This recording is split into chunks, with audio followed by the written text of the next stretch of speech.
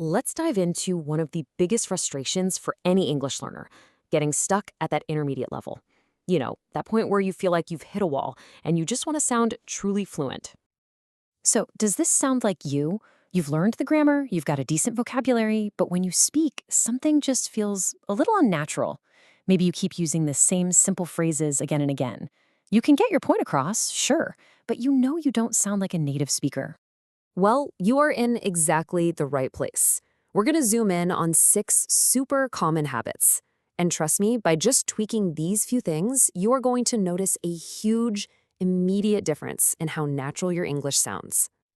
So here's our game plan. First, we'll quickly talk about what this B1 plateau really is. Then, we'll get into the good stuff, choosing the perfect word for the situation and mastering the common patterns native speakers use all the time.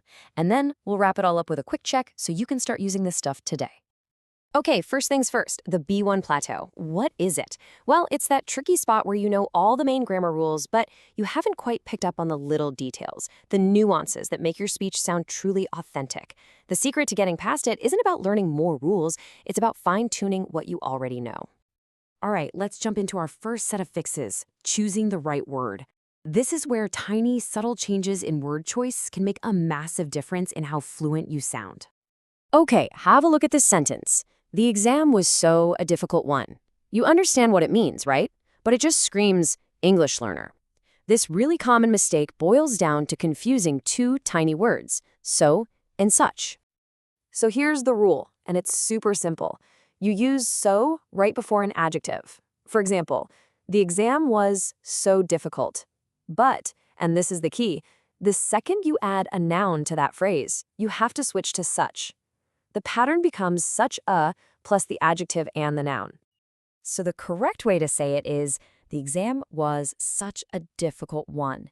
Can you hear that? It just flows so much better. That is the natural sound that we are aiming for. All right, next one. Imagine you just watched a terrifying movie and you tell your friend, I was so scary. You'd probably get a really funny look because what you just said is that you were the monster. This is a classic mix-up with adjectives that end in ed and ing. But don't worry, I've got a trick so you'll remember this forever. Just think of it this way. Adjectives ending in ed describe how you feeled. Adjectives ending in ing describe the thing that causes the feeling. It's a silly little memory trick, but it absolutely works every time. So, let's fix it. You felt the emotion, so you were scared. The movie was the thing that caused the emotion, so the movie was scary. See? Simple and super effective. Okay, on to our third fix. I forced myself to study all weekend.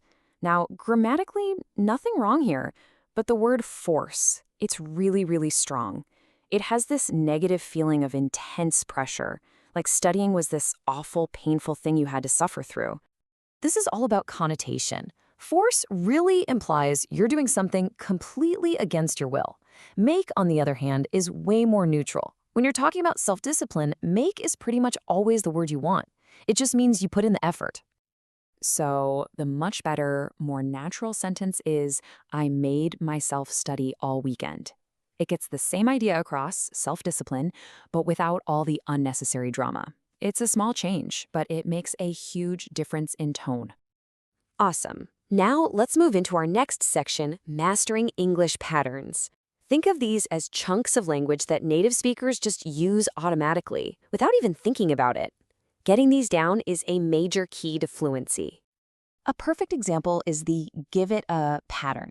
Instead of saying something formal like, I will attempt it, a native speaker is way more likely to say, I'll give it a try, or I'll give it a go, or even I'll give it a shot. Someone gives you a document? Thanks, I'll give it a read. These are fixed phrases, so just learn them as a whole chunk.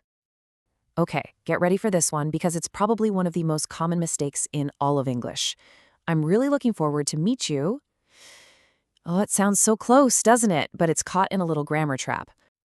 Here's the secret. In the phrase looking forward to, that word to is a preposition. It's not part of an infinitive verb like in to go or to see. It's a preposition, just like in, at, or on. And here's the golden rule.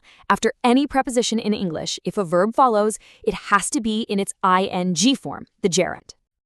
So there you have it, the correct version. I'm really looking forward to meeting you. Once you get that little rule in your head that to is a preposition here, you will never get this wrong again. And our last fix is about something delicious, food, and how some nouns, like cake, can be both countable and uncountable. It all comes down to context. If you're talking about cake as a general substance, it's uncountable. Oh, I'd love some cake. But if you're in a cafe and you're talking about a specific slice or portion, it becomes countable. We'll have 2 cakes and 2 coffees, please. Phew, we have covered a lot of ground. So before we finish up, let's do a quick check. You can think of this as your new fluency toolkit, all summarized in one place. Okay, here they are, your 6 fluency fixes. Number 1, use such before a noun phrase. 2, remember, ed describes your feeling. 3, use make, not force when you talk about self-discipline. 4, start using those give it up phrases. 5, it's always looking forward to plus the ing verb. And number 6, a cake is a portion, some cake is the substance. Got it? Now, knowing this stuff is one thing, but the real key is putting it into practice. So here's the most important question of all. Which new phrase are you going to use today? Just pick one. Find a chance to say it. That's how you stop just learning English and you start really living it.